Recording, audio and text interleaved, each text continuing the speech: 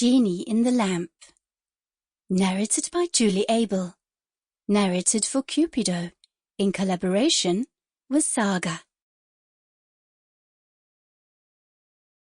Ebony Night by Naia Bang. We have to make a stop here. There's a shop you have to visit, madam.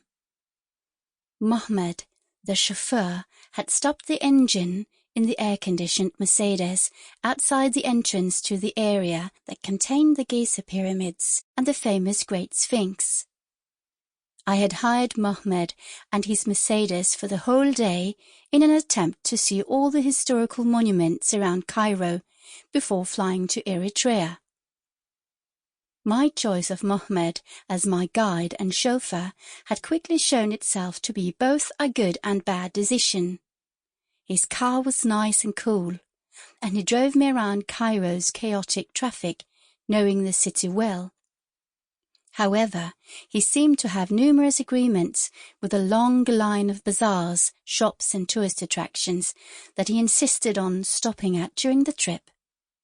My protests, no doubt because of jet lag and the heat were a bit milder than usual, he was discreetly paid for his trouble.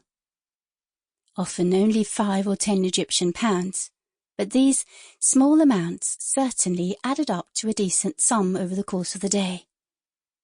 As the car pulled up to yet another stop, by my reckoning, this was the 7th unauthorized stop on the road between Cairo Sheraton Hotel and Giza. Stepping out of the Mercedes was quite a shock for someone from Scandinavia.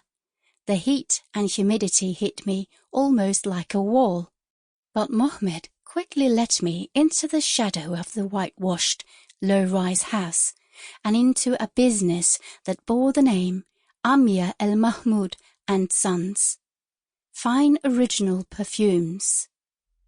The name certainly suited the shop.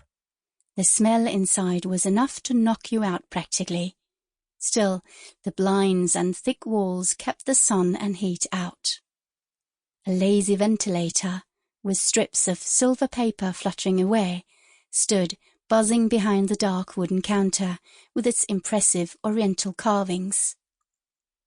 The shop was full of glass displays, which lined the walls.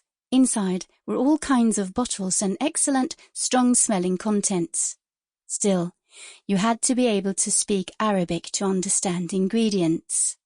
And there, in the middle of the tiny shop, was a massive coffee table and 3 padded benches. Sample complete. Ready to continue?